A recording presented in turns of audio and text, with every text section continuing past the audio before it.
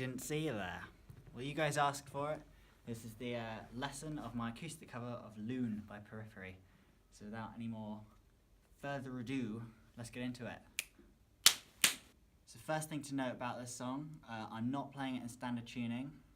This is a tuning that I've sort of butchered together myself. So first of all, we have, going from the fat string to the little one, we have D, A, D, G, C, F. So I've done that. I've detuned the E string down an entire step to a D, and I've brought the B and E strings up a semitone so that it's C and F instead. So the whole thing together should sound. It's got this kind of like happy sad mix to it. It's quite interesting. So the great thing about this tuning is that it makes playing songs that are in D minor or F major really simple to play. I'll show you how that comes into effect as the song goes along, but it just means that you can play like your F major chords, becomes that, your D minor chord becomes that. So as far as the rhythm goes of the song, a lot of it is in 7/4, so that's 7 whole beats in a bar. That can be kind of confusing for people who aren't particularly new to rhythm playing, so my advice for that would just to be listen to what the drummer's doing and follow like the kick and snare patterns of what he's doing and try and mirror that with your left hand technique. So what I'm going to do is I'm going to play the song and I'm going to go through it bit by bit and show you what the chord progression is for that part, how to play those chords and what they would be in standard tuning and why it works better in this tuning. Right then. Let's go. So you have the intro, which is basically just one big D minor chord.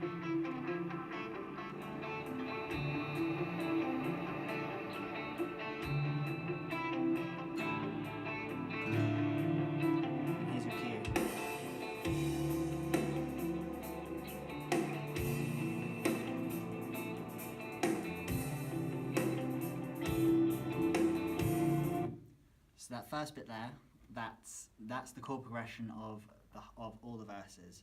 So when the drums kick in, that's your cue to change from just the D minor into, let me consult my notes, D minor, B flat, C, A minor, back to B flat. So if you come close, I'll show you these chords. So D minor from the tuning just becomes open, open, open, second fret, open. All played like that. And then the next chord, B flat. Normally a B flat is this horrible A-shaped bar chord like that, but this tune means we don't have to play any bar chords, and it just comes to first fret, third fret, open, open. The next chord is C, so it's like a normal C, but we just don't use the index finger, so that's third fret, second fret, open, open, open. The next is A minor, which is a lot like D minor, but both your fingers are just shifted up a string, so that becomes open, second fret, open, open. Back to that B minor. So that goes.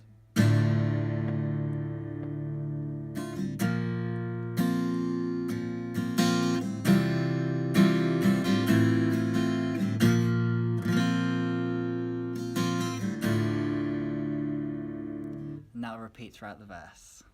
So let's play along to that part now, and the singing should come in.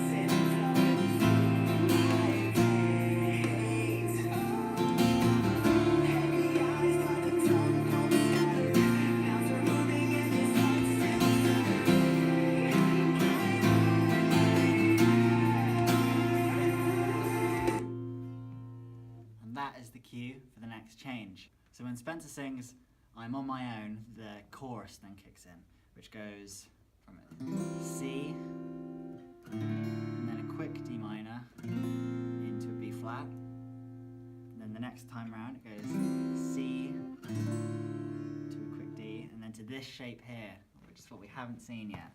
So this is why this tuning comes in handy, because it makes all these weird chords that would be quite tricky to get in standard tuning. So this would normally be a bar chord that's this shape. So for you beginners out there, this is quite a nice, easy tuning to get that shape out. So it just goes, come in. So it goes to 5, 5, 5, 3, open, open. And because we have these two open strings at the bottom all the time, it still fits with the rest of the song without sounding like this jarring change to a bar chord. So that's that G minor. Thank you, Oscar. And then again, the third time around it's C, D minor, B flat. And then for that last time, never ever gonna let you go. C, A, B flat, and then back into the verse again. So let's play along and see how that goes.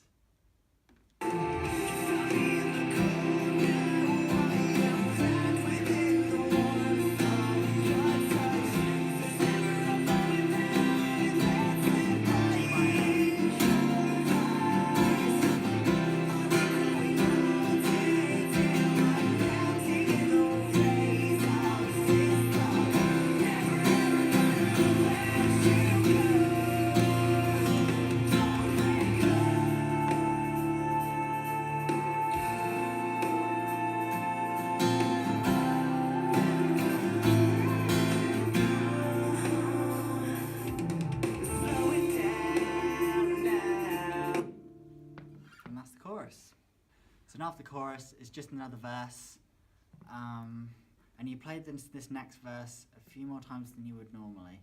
So I'm going to fast forward to the song to where it becomes this instrumental, a very quick instrumental section, because then the song really picks up and becomes quite heavy, but it's still playing a verse, so we'll get there. Is there an instrumental section?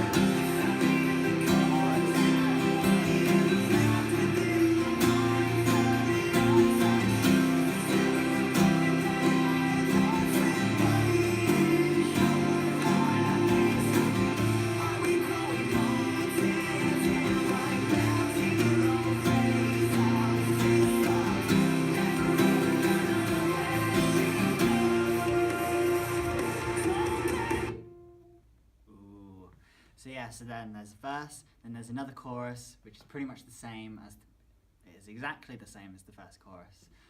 The only difference between after that instrumental section, start strumming a lot harder, really dig into that rhythm, you know?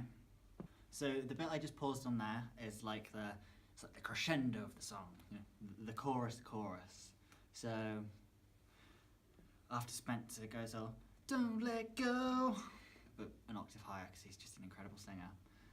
The chords from that point are D minor, F major, B flat, G minor, D minor, B flat. So I think there's one chord in there we haven't covered yet, and that's F major. So come in, my beautiful assistant. So F major in this tuning becomes this: 3, 3, 3, 2, open, open. That's just the exact same sound as our normal F major bar chord, but it's just a million times easier because we don't have to bar anything. Magic. And there's one more change in this whole like crescendo section as well, but I'll play through the part that we know and then I'll tell you the cue when it changes. So let's play through the next section.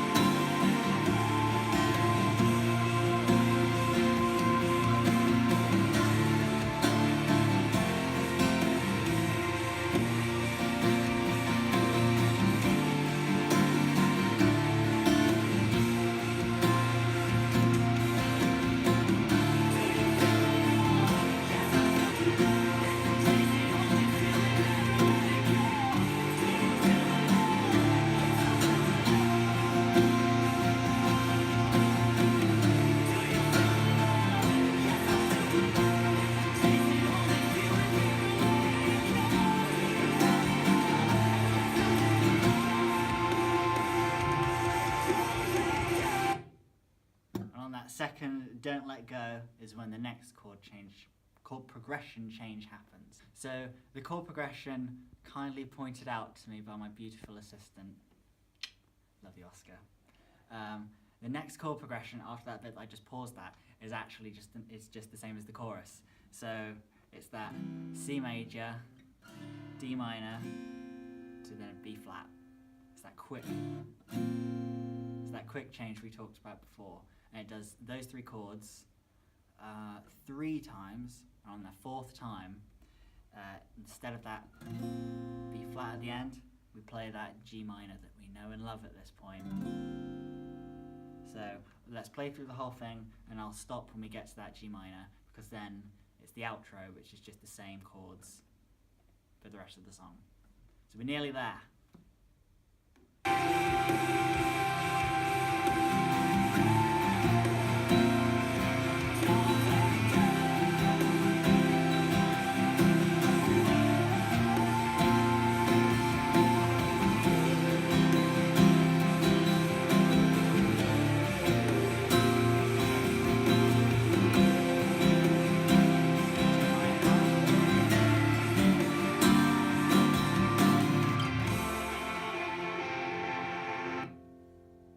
So I just went ahead and played the next chord of that section.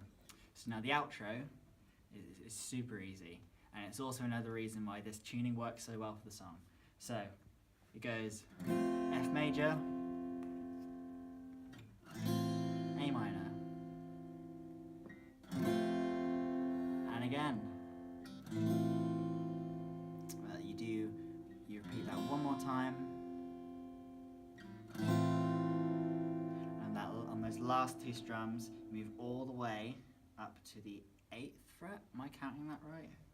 3, 5, 7, 8, yeah. Yeah, so for this last chord you move all the way up to the 8th fret, because it's another B flat shape, which we've learned to play up here, but this time we're bringing it all the way up here with the root on the fat string, which is D string now, I guess. So, and we're playing this shape, so it's 8, 8, 8, 7, open, open, to make it a B flat major. And for that last chord, we're just going to scoot our index finger down 1 fret, so it's 8, 8, 8, 6, open, open. So now it's a B flat minor. That's a nice little trick you'll find in lots of songs actually, that. And then resolved with that F again. Lovely. So that's a major to a minor 4th chord that you'll see in lots of songs actually. So I'm pretty sure it's the Beatles that like kind of push that into the mainstream. But like Wake Me Up When September Ends, Green Day. C major to C minor, back to G major. No one likes this. No one likes Green Day. Emo. I'm not an emo. Right. So cool. So let's play that outro together, shall we? And let's see how it goes.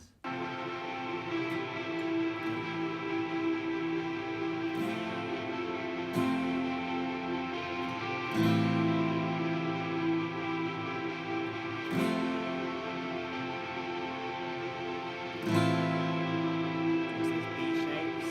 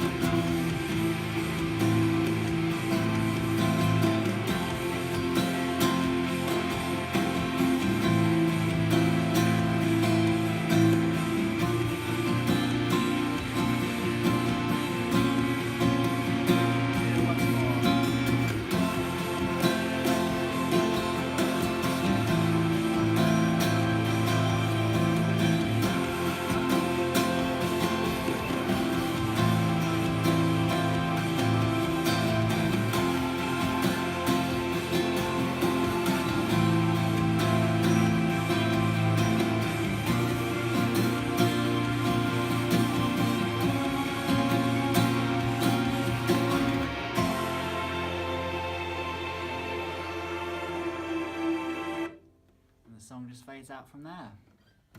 Cool, so I hope you guys have found that useful, because I know that this cover that I did got quite a lot of attention on my channel, so I hope you've enjoyed it. Leave a like if you have, and thanks for stopping by. And big shout out to the man behind the camera, the legend himself, that's Oscar. Peace out! Why don't I just let you do the outro? I'm gonna just walk out the door. That's like a song, isn't it? That's like a really edgy, like breakup song.